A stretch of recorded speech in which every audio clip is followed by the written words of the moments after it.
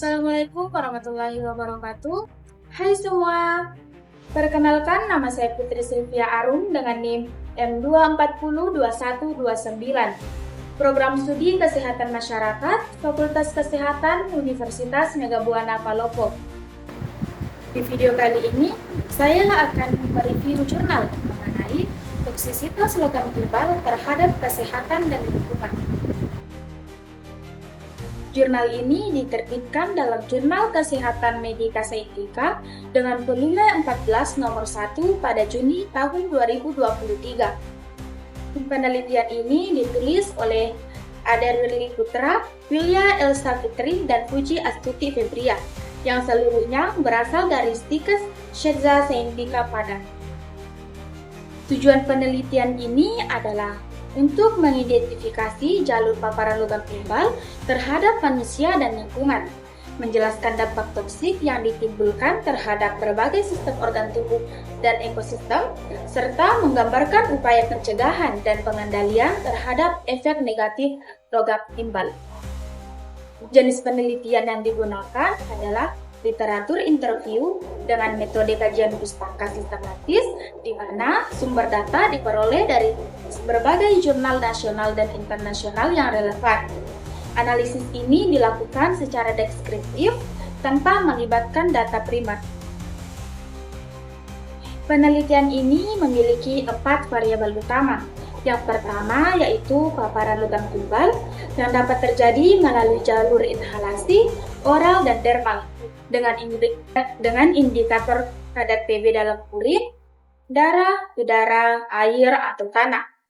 Yang kedua yaitu dampak kesehatan yang mencakup gangguan pada sistem saraf, ginjal, sistem reproduksi, dan darah, yang ditandai dengan gangguan kognitif anemia, gangguan ginjal, dan hormonal.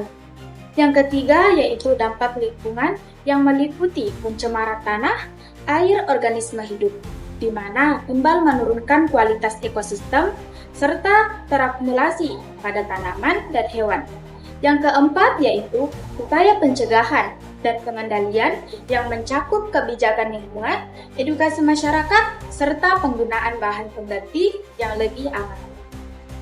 Nah, kemudian analisis data yang dilakukan secara kualitatif deskriptif, yaitu dengan mengumpulkan hasil perbandingan yang terkait, membandingkan mekanisme toksisitas berdasarkan jalur paparan, menyusun ringkasan efek timbal terhadap manusia dan lingkungan, serta mengidentifikasi strategi pengendalian yang direkomendasikan.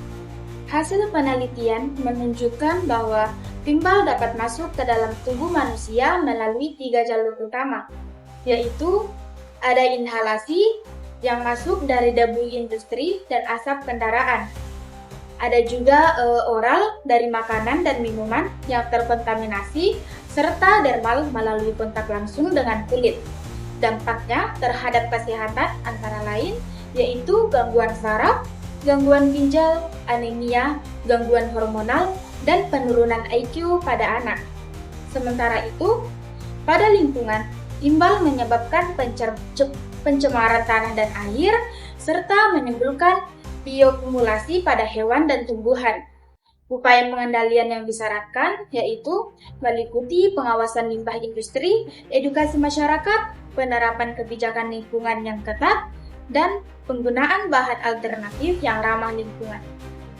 Penelitian ini memiliki beberapa kelebihan, antara lain menyajikan informasi yang luas dan terintegrasi, relevan dengan kondisi pencemaran logam berat di Indonesia, menggabungkan aspek kesehatan dan lingkungan secara seimbang, serta menggunakan sumber pustaka yang mutakhir dan kredibel.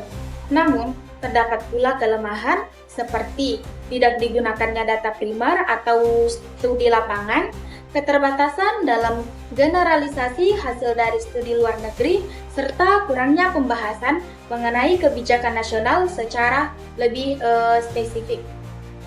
Secara keseluruhan, dapat disimpulkan bahwa paparan logam timbal memberikan dampak yang serius terhadap manusia dan lingkungan. Timbal masuk melalui udara, makanan, dan kulit. Lalu, terakumulasi di berbagai organ tubuh manusia, efeknya bersifat kronis dan dapat menyebabkan gangguan pada saraf, ginjal, darah, dan reproduksi. Di sisi lain, di lingkungan, timbal mencemari tanah dan air, merusak ekosistem, dan mengganggu keseimbangan biota. Oleh karena itu, diperlukan langkah-langkah pengendalian yang efektif melalui kebijakan pemerintah, edukasi masyarakat, serta penerapan teknologi ramah lingkungan untuk menekan paparan kembang demi menjaga kesehatan manusia dan kelestarian. Demikianlah review jurnal singkat dari saya. Kurang dan lebihnya mohon dimaafkan. Wabillahi taufiq wal hidayah. Wassalamualaikum warahmatullahi wabarakatuh.